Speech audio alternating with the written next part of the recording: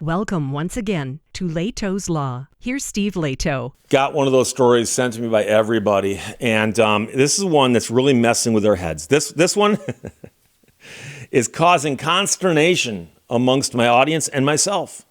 I don't know what to think. Hertz would never. Wait, what? Man gets pulled over in a rental. Then he reaches for the car's registration and discovers it's expired. And he got in trouble for that. This is from Enterprise. So from Motor1.com, Stacy Fernandez wrote it. Man is pulled over by police. And he says the problem is it wasn't his car. It was an Enterprise rental car. So when you rent a car, of course, you know to inspect the vehicle. You're looking for damage and scratches and things like that. But it wouldn't cross your mind to think twice about the car's paperwork, like whether the inspection is up to date, or the car is properly registered, or if it's been recently reported stolen. These rental places are legit businesses after all, and you'd expect everything to be above board, right? Now, I'll admit, I've rented many vehicles. I've never checked to see the registration was current. So this customer found out the hard way that some rental car companies aren't as responsible as you'd expect with the paperwork. In a viral video, the man shared the terrible experience he had with Enterprise Rent-A-Car. Enterprise, one of the largest rental companies in the world. They got 9,500 branch offices in nearly 100 countries. You can rent anything from a practical SUV to a luxury vehicle, or just, anything in between. Now, it's got a good reputation, and I've mentioned before that I don't rent from Hertz, but I've rented from Enterprise a lot, and I've always had good experiences. So this just goes to show you that it's possible that bad things can happen almost anywhere. So here's what happens to this guy. He said, what rental place gives you a car with a registration expired? And in the background, you can see that there was a cop car pulled up behind him. He wrote, Hertz would never. Now, let's not get crazy, okay? Commenters assured him that Hertz would do him just as dirty or worse. And some commenters mentioned that it may be the case that the registration had automatically renewed, but the car just didn't have the updated sticker on it. But of course, the police officer can run that and discover that pretty quickly. And most states make it easier for you to renew your car registration online, by mail, or in person. But automatic renewal is only offered in some states, so that's a little bit of a side note there. But interestingly, a similar story happened in 2022, where a Baltimore woman was given a ticket for driving an Enterprise rental car with expired tags. And this is according to Baltimore ABC station WMAR2. While the manager at Enterprise assured her that the issue would be taken care of, a couple of months later, she got mail letting her know her license would be suspended if the ticket went unpaid. Corporate then said they'd take care of it, yet a few months later, she was pulled over and informed that her license was suspended over the ticket. She said, I got a court date I didn't get in the mail, so I had missed that and got a failure to appear and then got a warrant, she told the TV station. Now, here's the thing. As a lawyer, I'm going to tell you right now, if you were in that situation, you called me and said, hey, Steve, I was driving a car, registration expired, got a ticket. The rental car company says they'll take care of it. What should I do? I would say go take care of it yourself and then seek reimbursement from the rental car company. It's better to sue them for a small amount of money than it is for you to have to go to court and do all kinds of crazy stuff to get your license back. Because she had to hire a lawyer, she had fees, she had court costs, and it turned out, she says, it cost her about $3,000 over a period of a year of headaches to get that straightened out. And several people in the comments section shared similar horror stories. One person said, Enterprise gave me a car they reported stolen the previous day. I was pulled over. I'm still suing. Someone else said, Enterprise is also known to scam people by claiming damages when there is none. Now, of course, these are anonymous comments on the internet. So, ask yourself how much weight you want to give to them. And several other people weighed in on that. But the writer here says it's unclear what became of this creator's experience.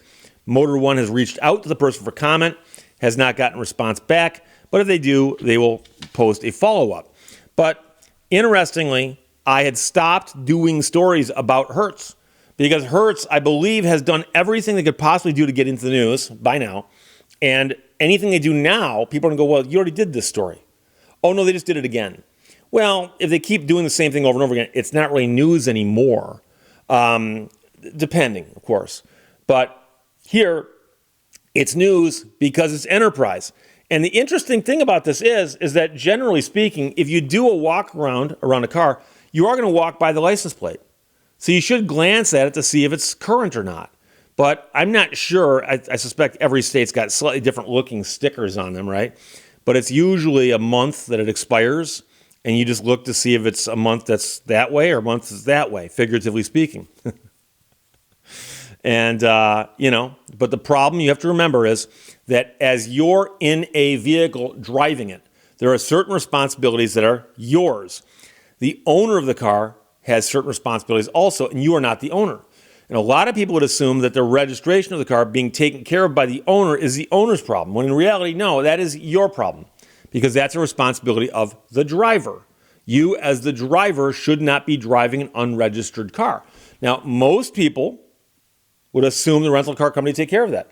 And I've mentioned before, and I've talked to many, many people in the industry by now, especially because of all the articles I've done on this, is that a lot of people say, Steve, we're supposed to do oil changes periodically on these cars. And something will pop up in the system and say, that car is due for an oil change today. Well, the car's on the road right now. And guess what? We just rented it to somebody else. When it comes back in, it goes right back out again. Are we going to set it aside for a few hours to do the oil change?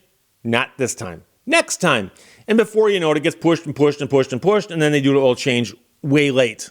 Okay? I've heard that's common at some rental car companies. I'm simply pointing out to you that they can have all the systems in the world in place, but it depends on how well they stick to those systems. So they might have the system that's there that says, oh, the registration is coming due, renew it. And it might even happen automatically.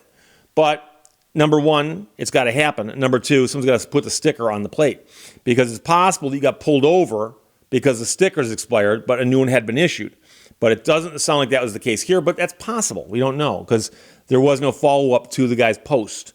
So the funny part is that he said, Hertz would never. I don't know about that, but I will tell you that I've rented with Enterprise many, many times, and I've never had a problem with them, ever. And what I liked about Enterprise was, at least at their setup at Detroit Metro Airport, which is where I was using them quite a bit a while back, when you pull in, someone walks out to your car while you're dropping it off, usually as you're getting the bags out of it. And then they walk around your car, and they've got a little printer, like a little tricorder from Star Trek, on with a shoulder harness, and they put the information in, and they hit print and they hand it to you. And that's important, because you save that piece of paper that says no damage. And I've heard so many stories of people who dropped off vehicles, especially when it's overnight or when the place is closed or whatever. They drop the car off, they get in their plane, they're in another state, and they get an email that says, okay, we inspected your car, we found all kinds of problems with it, there's $14,000 in damages. Okay, did something happen to it after you dropped it off? Or was it like that? Or are they making everything up? How do you resolve that now that you're over there and it's their word against yours and they've got photographs showing damage? And so I always liked the idea about dropping the car off and having somebody hand me the receipt and go, there you go. Oh, I'm good. Thank you. And that always made it much more friendly for me. I've mentioned before that I did drop off a car once, I believe in Tulsa. And the guy said, oh, if you come by before we're open in the morning, just park it there and throw the keys in the box. And I remember parking it there and putting the keys in the box, and then I walked around the car and I filmed it, but I'm still thinking, like, what happens if something happens after I filmed it, but before they see it? I don't know. And by the way, someone's going to complain and go, you didn't film anything. You digitally recorded it on your camera. Look up the word film in the dictionary, my friends. Look it up. Hertz would never. Man gets pulled over in rental. Then he reaches the Enterprise car's registration, which had expired. Motor1.com reports that Stacy Fernandez wrote it, and everyone sent it. Thanks a lot. Questions or comments, put them below. Let's talk to you later. Bye-bye. Thank you for watching Lehto's Law. There are two ways to be rich. One is by acquiring much. The other is by desiring little.